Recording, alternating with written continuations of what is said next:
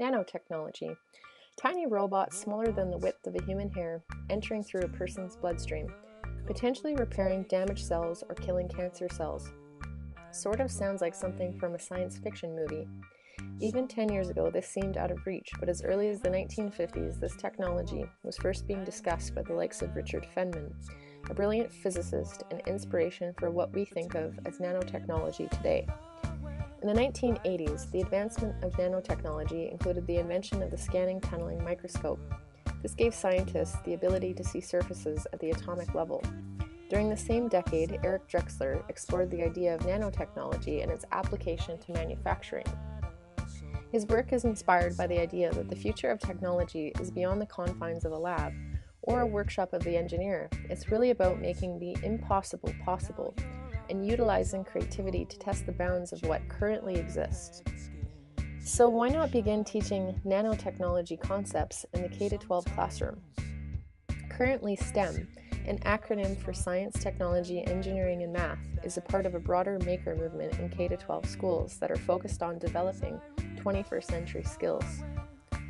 Students are taught the importance of critical thinking, problem solving, and teamwork to overcome challenging problems.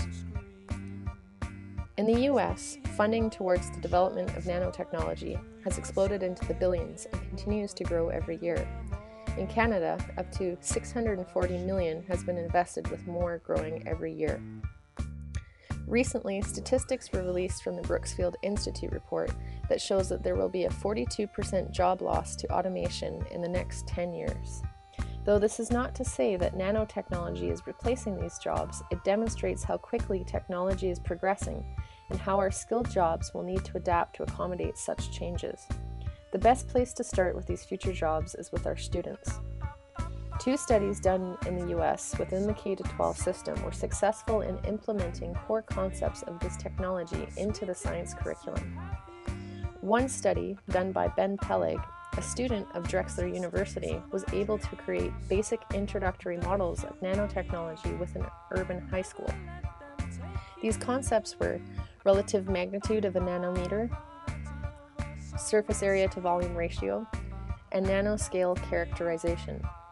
In another study published by the Journal of Chemical Education, university students were able to run and demonstrate safe hands-on experiments with nanotechnology by focusing on a key process: self-assembly.